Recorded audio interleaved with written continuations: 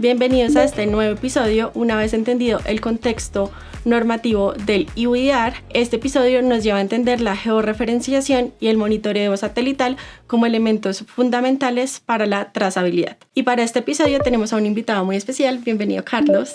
Hola. Carlos Pedraza es experto en sistemas de información y monitoreo y hoy vamos a hablar un poquito de cómo este tema pues también nos ayuda a articular el cumplimiento de esta regulación, pero también pues cómo podemos tener como beneficios para las empresas y para en realidad todos los involucrados en la cadena de valor. Y por eso, Carlos, quisiera comenzar preguntándote cómo la georreferenciación de predios contribuye para la trazabilidad y cómo se conecta con el principio de cero deforestación. Ok, la georreferenciación es algo muy importante para todos los actores de una cadena, desde un productor que necesita mapear su finca y los lotes donde produce, hasta un consumidor final. Entonces la georreferenciación es uno de los primeros pasos más importantes para que podamos tener una cadena trazable, transparente y ética. Entonces, partiendo de la georreferenciación, inicialmente para un tema, por ejemplo, como la regulación, es importante para localizar las fincas y poder a esa localización de las fincas, poder asociarlo con imágenes de satélite u otras fuentes de información secundaria para poder ver si esa finca está ubicada en un lugar de riesgo de deforestación, por ejemplo. Pero al mismo tiempo, esa georreferenciación, cuando la aplicamos a todos los actores de la cadena, permite ver cómo viajan los productos, cómo se relacionan todos esos actores de la cadena y permiten que esos atributos de sostenibilidad, atributos de gestión de calidad y atributos éticos puedan viajar a través de la cadena y un consumidor final pueda tener la garantía de que ese producto está asociado a esa ética y que esos atributos se mantienen. Súper. Y en este sentido quisiera también como complementar un poquito este tema preguntándote qué criterios mínimos debería tener una hoja de ruta que permita, pues digamos, al sector empresarial o a un actor relevante en este sentido avanzar como a una estrategia robusta frente a la georreferenciación. De acuerdo, y eso que mencionas, una estrategia robusta es lo más importante y por lo que uno debe partir. En mi caso yo llamo una estrategia robusta la creación de una política de trazabilidad y de cero deforestación. Una política a nivel empresarial donde todos los actores de una empresa se sientan y llegan a acuerdos de claridad en cuanto al alcance. ¿Para qué vamos a hacer una política de trazabilidad y cero deforestación? ¿Para una regulación específica o como algo estratégico y que va a ser parte del ADN de nuestra empresa? Se definen hitos responsables, fechas a cumplir, se aterriza la realidad de la cadena y se plasma una hoja de ruta que debemos cumplir, que de una manera gradual va a llevar a toda una cadena a ser, a partir de, estamos comenzando, estamos en los primeros pasos, a un futuro donde puedan tener una garantía de que es una cadena cero deforestación, ética y trazable. Lo más importante es que una empresa y todos los que están asociados a esa empresa y a esa cadena de valor tengan claro qué es lo que necesitan de una herramienta, de un sistema, ya sea un sistema que vas a crear al interior de una empresa o que vas a crear estratégicamente con socios o que puedes contratar a un tercero para que lo haga. Si tienes una hoja de ruta clara, transparente y que se ha hecho a la medida, va a ser muy fácil que puedas seleccionar cuál es la opción, la mejor opción que tienes para poder seleccionar cuál va a ser el sistema, cuál va a ser la plataforma, qué tipo de información vas a tomar. ¿Necesito un sistema de monitoreo en tiempo real? De pronto no.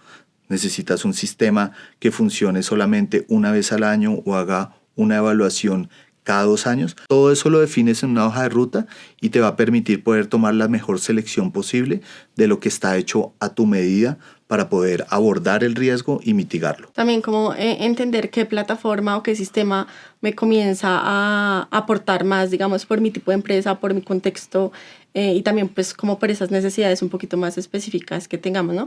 Y acá de pronto podrías darnos como algún ejemplo, porque de pronto cuando hablamos de georreferenciación lo vemos un poquito abstracto. No sé si puedas mostrarnos cómo esto se ve en la práctica y también cómo podemos hacer un análisis precisamente de cadena de valor, que es un concepto muy importante cuando hablamos de georreferenciación, principalmente porque nos permite conectar como los diferentes eslabones. Pero ¿cómo se podría ver esto ya en la práctica?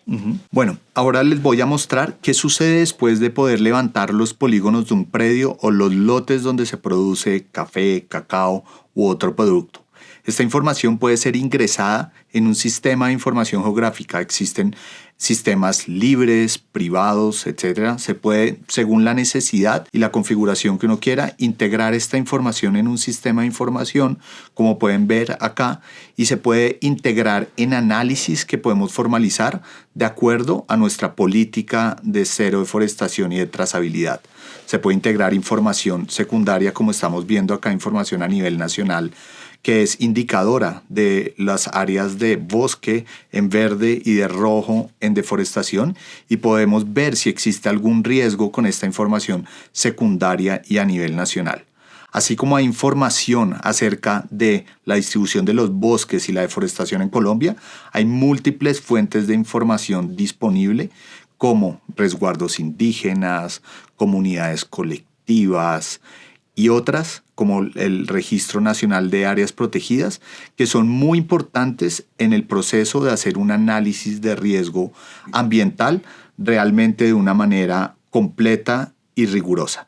Entonces, esta información inicialmente nos permite poder cruzar nuestra localización de polígonos de un predio o, como estamos viendo acá, de toda una cadena de proveeduría, en este caso de cacao en el departamento de Caquetá, y si esta información se cruza con estos datos de información. Esta información nos da una idea analizada del riesgo al que nos encontramos, y acá estamos viendo otra forma de representar la información. Estamos viendo en estos círculos cada uno de los actores de la cadena y cómo se relacionan. En términos básicos, quién le entrega a quién el producto que se va transportando, se va transformando, y podemos tener una trazabilidad que se puede observar en estos diagramas de redes o también en manera gráfica, en mapas, y podemos ver cómo viajan los productos, cómo se transforman, pero también en esos colores rojos o verdes, de acuerdo a cómo lo definamos en los parámetros de nuestra política, podemos ver los riesgos asociados. Entonces, en este punto podemos estar viendo flujos de un producto o las cadenas que están libres de riesgo en verde, o cadenas que están arrastrando la deforestación y que pueden generar un riesgo tanto legal como reputacional para toda la cadena. De esta manera, uno está integrando información estratégica del negocio, de cómo fluyen los productos, de cómo viajan desde el productor hasta los consumidores finales, integrando la información de riesgo en un sistema. Y no solamente estoy haciendo análisis de riesgo, estoy optimizando mi negocio.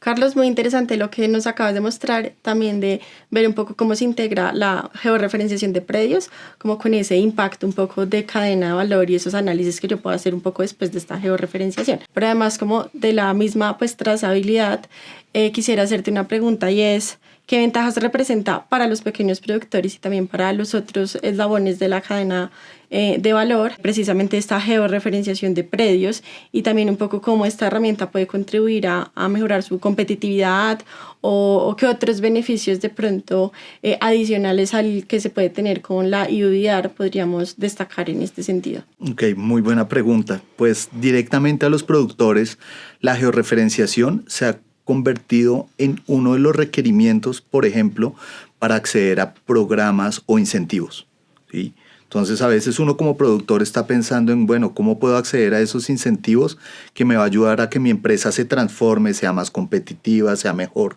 Pues la georreferenciación hace parte de esos requerimientos de información que generalmente ahora están incluyendo, por ejemplo, créditos rurales, o programas en los que se pueden ver beneficiados como pagos por servicios ambientales, y muchas otras figuras que se están creando día a día que les permiten a ellos ayudarlos a transformar, basados en que haya información de respaldo y evidencia de la georreferenciación y que se está manejando el riesgo. Entonces, por un lado, les permite acceder, ¿sí? Y es una de las fuentes de información, como te mencionaba, los créditos rurales ahora en sus programas de análisis de riesgo. Están integrando no solamente el riesgo clásico que conocemos de análisis de riesgo de endeudamiento y otros, sino también están integrando el análisis de riesgo ambiental basado en la georreferenciación. Entonces se vuelve algo que día a día va cobrando más importancia, va tomando más importancia en estos casos, pero también les permite tener más visibilidad, les permite acceder a mercados diferenciados. Por ejemplo, ahora los consumidores finales, llamémoslo una tostadora en Europa, ¿sí? O alguien que está comprando en una tienda un chocolate o un café, quiere conectarse no solamente con el origen de esas personas, que es la georreferenciación de dónde viene mi producto, sino también con los estándares de calidad y de ética que están detrás. Entonces la georreferenciación es el punto de partida que le va a permitir a estos productores no solo que los conozcan allá como el origen de su producto, sino que también conozcan su ética y su calidad. Entonces la georreferenciación amarra todo eso y les permite entrar a estos mercados diferenciados, que en algunos casos tienen mejores pagos para todos y justos y balanceados para todos los actores de la cadena.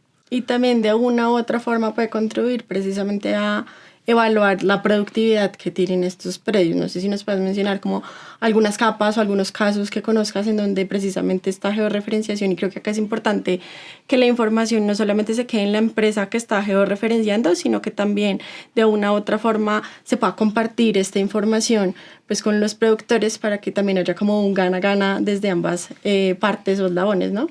De acuerdo. Hay dos cosas que he encontrado en la práctica muy interesantes.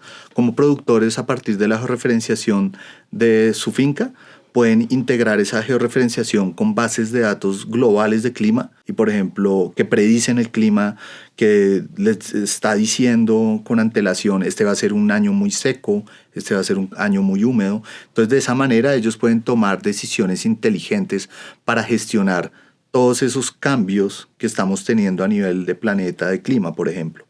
Pero otra cosa que es súper interesante es que ellos pueden estar a través de la georreferenciación de sus lotes, y no solo la georreferenciación, sino las prácticas que están haciendo de sus lotes, le pueden estar entregando información muy importante a esas otras personas que hacen parte de su cadena, ¿sí? Por ejemplo, los tostadores acerca de los tiempos de fermentación, información muy relevante, y la información va en dos vías. Con eso ellos pueden tener información de cómo su producto se transforma en algo mejor y cómo lo que ellos están haciendo a nivel de predio tiene un sentido en eso. Entonces optimiza la comunicación entre los actores de la cadena, y lo más interesante es que producimos mejores productos de una manera más ética. Súper interesante, me encanta cómo comenzar a ver esos beneficios también un poco más integrales. Y quisiera cerrar preguntándote, ahorita mencionabas también que existen varias herramientas, plataformas que son de acceso libre y de pronto no solamente de alcance nacional, sino también global. Y estas plataformas de monitoreo, digamos que tienen en algunos casos diferentes metodologías, escalas o en algunos casos también definiciones distintas, por ejemplo, del mismo concepto de deforestación. ¿Cómo pueden las instituciones, las empresas o cooperantes comenzar a interpretar y utilizar correctamente esta diversidad de herramientas, entendiendo pues como las diferentes también necesidades y contextos pues que tienen? De acuerdo. Es una difícil decisión para una empresa que de pronto se dedica a, no sé, la ganadería o el cacao o el café, empezar a pensar en sistemas satelitales y en servicios satelitales, que es lo que frecuentemente se utiliza en estos casos. Lo primero es volver a la hoja de ruta, a la política. Ahí están todos tus parámetros del alcance y de tu necesidad, y te empieza a definir, por ejemplo, cada cuánto debo monitorear. ¿Realmente necesito un sistema en tiempo real? De pronto no, de pronto necesito hacer solo un análisis anual o trimestral o bianual. Todo eso está ahí, y uno debe desarrollar un protocolo de evaluación de los servicios que te pueden proveer. Una de las cosas también muy importantes es que cada uno de esos servicios debe reportar la incertidumbre asociada a esos datos con los que tú vas a analizar tu riesgo. Es muy frecuente que satelitalmente, dependiendo de la escala, se puedan confundir sistemas agroforestales con bosque, o hay falsos positivos de deforestación. Es muy importante que las empresas conozcan esos niveles de incertidumbre para saber qué tipo de decisiones toman respecto a los riesgos que identifiquen.